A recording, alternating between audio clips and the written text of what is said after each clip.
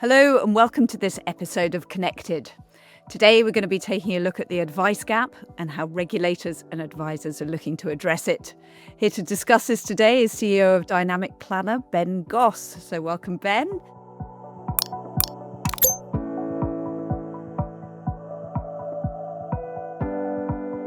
So let's start by talking about how we can best understand the advice gap today.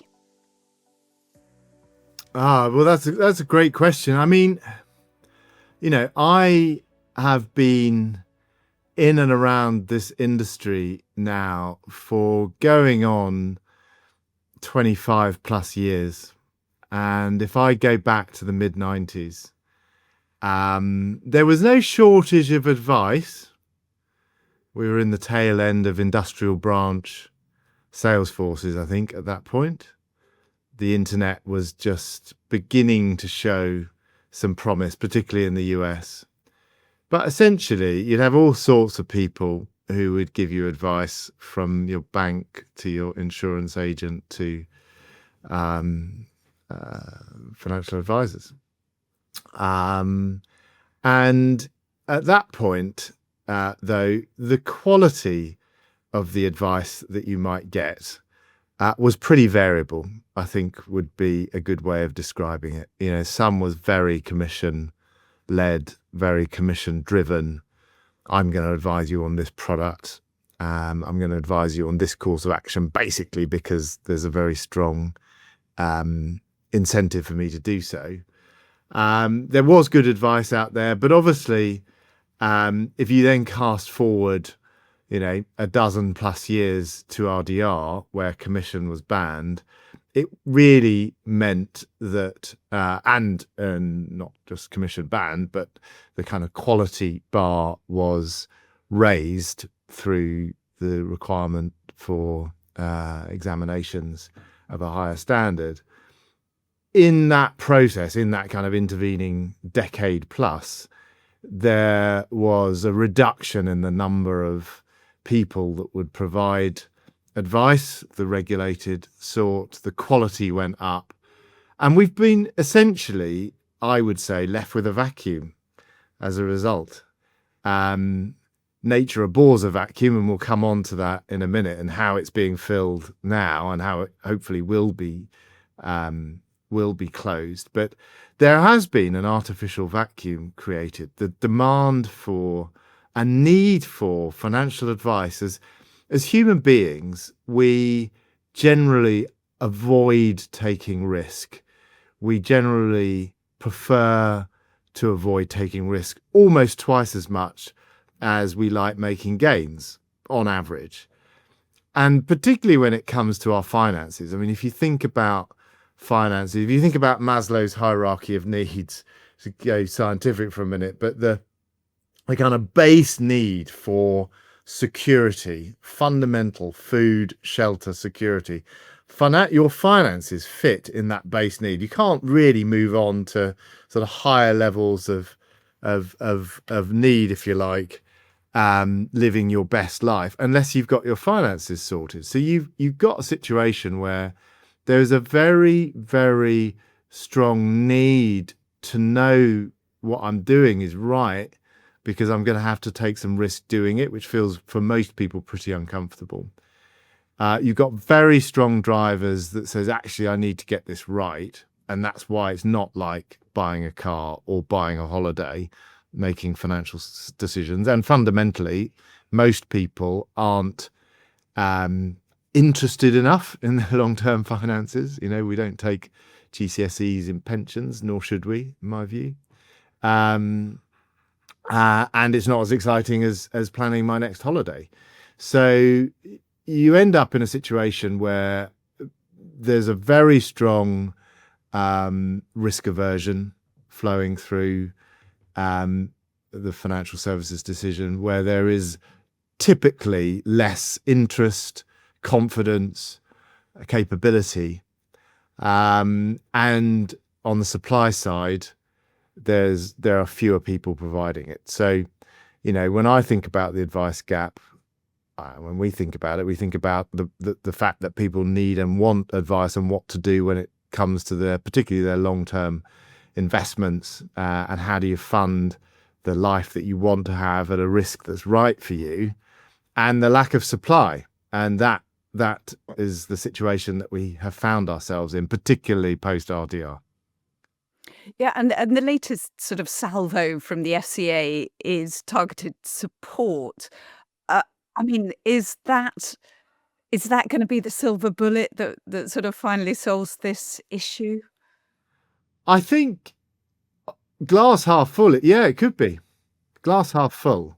I mean, as I said, there's a regulatory vacuum right now in terms of being able to access some pretty simple and straightforward questions about, how much should I save? Should I save? Should I take some risk? How much more should I fund my pension? Should I take out an ISA this year? That's slightly nuts.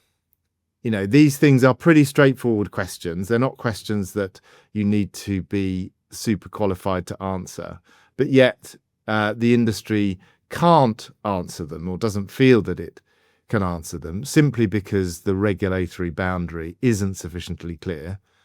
And there is sufficient precedent for firms reasonably to feel that if they stray into that territory without doing a holistic assessment, that actually the FCA or the Ombudsman could turn around at a future date and say, look, actually, we think you gave financial advice and therefore you are on the hook for it.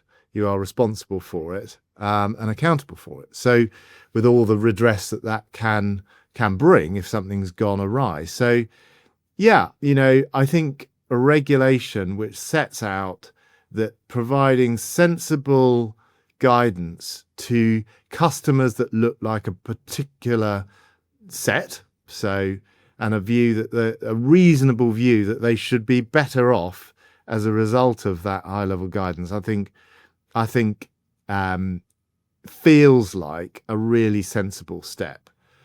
Now, we can get into why in a moment, but at the moment, I saw my physio last week, and she was telling me how she and her husband have decided to stop paying down their mortgage quite so quickly and to invest a bit more in their pension.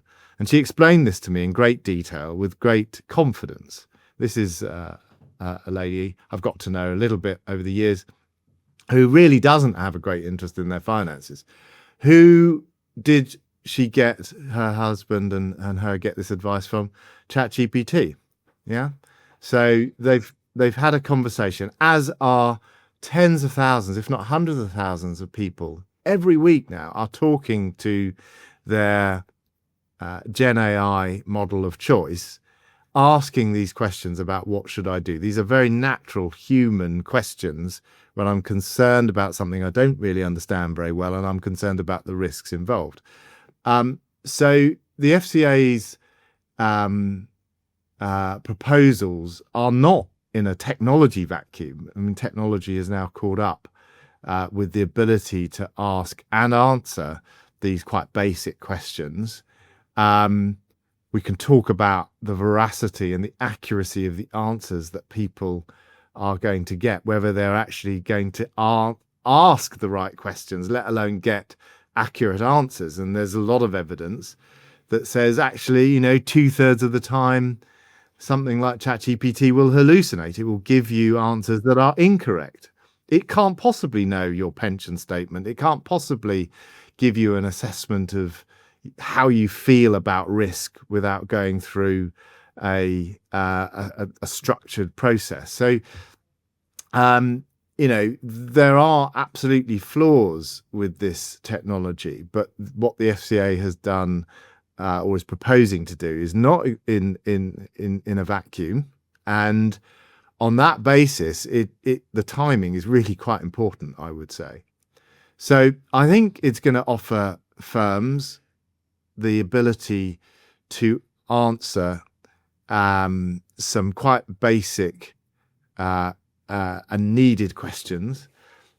I think essentially it will be an on-ramp for proper holistic financial advice for those people that need it. I think this will offer a rising tide that will float all boats. I think that it will bring more people into the sphere of advice. It might be the shallow end of the pool, might be the shallow end of the swimming pool, where people can ask and answer, gain answers to some pretty basic questions about their investments and pensions. But the likelihood is that as people's situations become more complex, as people typically with age, but not always, as their finances get more complex or more valuable, then actually this is a really neat entry point to advice. They're not going to get their more sophisticated, complex questions answered from targeted support, and the ability, therefore, to then naturally progress to a more sort of sophisticated, grown-up advisor, I think, will be a natural next step. So let's talk about that kind of the mechanism by which targeted advice could sort of extend financial advice. How will people be coming into it, and where do advisors fit into that? I mean, is it through banks or insurers, or is it through advice companies if they can get the right structure in place to do it? Well, I think this is the $64 million question, and I don't think anybody quite knows. The FCA set out how many providers of targeted support, it'll be an authorised activity, they expect it to be. I can't remember the number off the top of my head, but it's quite low. It was in the few dozens, I think, which was quite surprising, because one of the big shifts that they've made between this consultation paper and the last is to say that actually we think providers of advice would be able to provide targeted support, and I think that is a big shift. I mean, I think so. Nobody really knows. I think there are some obvious players, and you've talked about banks who obviously know a lot about their customers' savings habits. The Chancellor, the Treasury have been saying, many governments have been saying in succession, people hold too much money in their savings accounts, and that's a very obvious path and journey to encourage customers to invest more, for sure. Insurers, particularly those large pension providers, you can see that people are taking insufficient risk, or rather in a position where they're taking insufficient return, or likely to gain insufficient returns for what they're trying to achieve, where they're not saving sufficient, and vice versa. Those are very obvious use cases, for sure. I think the interesting thing from a firm perspective is there are a few use cases that one could think about. The first is probably that all advice firms, large and small, have a very long tail of clients who are smaller than perhaps it's economic to serve with full holistic advice. And I think the first question that springs to my mind is, how could targeted support be helpful from those firms to those end clients who probably don't need holistic advice, who probably don't need full advice, but to whom having a trusted relationship is key. And trust is fundamental here. And how can you unlock trusted advice? And targeted support will be advice, albeit in a sort of restricted manner, prescribed manner. How can I, as an advice firm, continue to serve this longer tail of customer of client who may have smaller pots, have simpler needs, but over time may want to graduate to a more holistic service, may acquire more assets, and therefore need more sophisticated and value-adding services? I think that's a really interesting question. 2/3 of end clients on average have sub £200,000 invested, and so are paying sub £1,500, £2,000 per year. That's a lot of money, absolutely, for the client who's paying it. But for a full service, holistic advice service, the economics can get quite tight, and particularly as you go further down the tail. So I think there's a really interesting question there about how targeted support could be used to provide an incubator, if you like, adding value to end clients, helping them access the trust that they need, and as they need more advice, then being there for them. I think that's a really interesting use case. I think there's a really interesting use case. I mean, you often hear firms say, we're not comfortable recommending to our clients that they top up their ISAs. Now, this is a 200+ page document, and we're still sort of working our way through it. But it seems to me that it would be interesting to see if there were ways, and if this is intended, where firms could use a targeted support mechanism to make quite obvious and beneficial support interjections to existing clients and say, look, this isn't advice, but actually people like you would benefit if they used their ISA allowance. People like you would benefit if they topped up their pension, because we can see that you afford it. I mean, one of the amazing things about being a financial advice firm is that you do have a huge amount of data, more than the banks typically, certainly more than insurers, and the ability to use that data to make sensible recommendations that you could reasonably assume would leave your target markets segments better off, I think is absolutely there. And so I think there's a couple of interesting use cases right there. Okay, but are there any sort of key challenges in the design and delivery of targeted support as you see it? Yeah, I think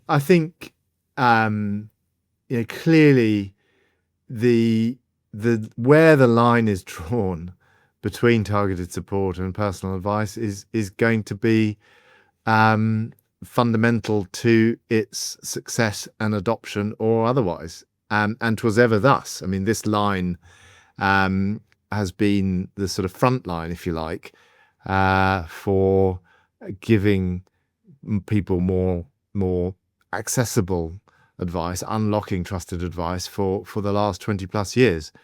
How far can you go? How much information can you use and not deliver something that is personal or personalized? The FCA says broadly that in its policy sprints that the more information that was gathered in a targeted support journey, the more likely it was that the client felt that they had been given personal advice. So I know that our customers, advice firms, are very keenly interested in where that line is going to be drawn. And if it is drawn with sufficient clarity, then I think there is an appetite to embrace targeted support, but it will need to be clear, Cherry, yeah. And I mean, presumably none of this is possible without technology in some form. So do you have a sense of what that might look like? 100%. I mean, I think this is a regulator now that is embracing technology. They would probably say we've done that for a while, but I think you're quite right, Jerry. This is impossible to do. This has come about because firms have essentially lobbied to say, look, we know a lot about our end clients.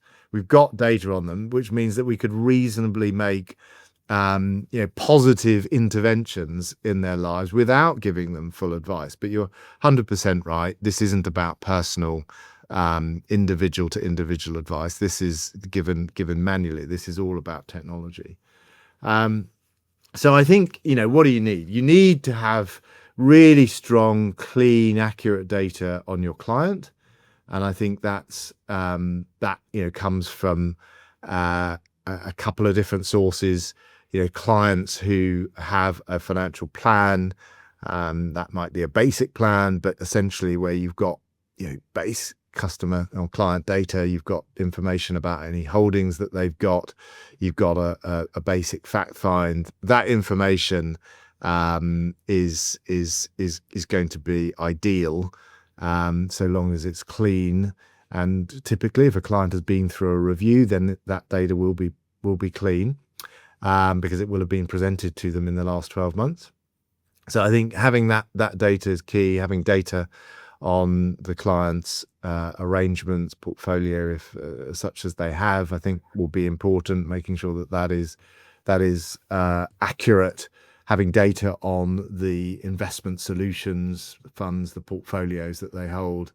All of that requires data integrations with the relevant systems, in particular with asset managers, to understand really what is in the client's portfolio, as well as platform integrations. I think those are pretty key. I think the process, the journey on which targeted support could be provided. I mean, clearly this is ideal for the smartphone generation. These interventions are designed to be simple, easy to understand. So in Dynamic Planner's case, we have TRAM, which is essentially the financial plan in the palm of the client's hand. And that is a fantastic medium for delivering simple messages, given what you know about the end client. Underpinning that, Cherry, and again, you're quite right to say technology is fundamental to this, needs to be a really strong, robust understanding of what today we call a target market, but essentially the client segment. So people like you, whether that is the risk profile of the client, whether that's their wealth, their demographics, their objectives, their outcomes, their positive criteria, as well as negative criteria, people who are not vulnerable, for example. There's lots of different dimensions to vulnerability, as we know. So, but technology is fantastic at being able to hold all of those things at one time, and then to be able to provide answers to the end client in the form of appropriate support messages for a target audience. And then we're really curious about the role that AI will play in this as well. I said earlier that AI can be wrong more times than it's right, but properly prescribed, the ability to automate faster, the ability to hyper-personalize is something that we've already been spending a lot of time and focus on. How can we hyper-personalize messages in TRAM that are accurate, based on accurate customer data, accurate portfolio data, accurate assessment of investment data, and with a consistent definition of risk throughout, and a consistent definition of asset classes, consistent definitions throughout. So you've always got an apples for apples comparison. Nobody gets confused. With that underpinning data, the combination of generative AI plus the technology that we're already using, we think offers a really interesting opportunity around hyper-personalization, for sure. Great. Okay, thank you so much, Ben. Really interesting thoughts there. And thank you to everyone for joining us.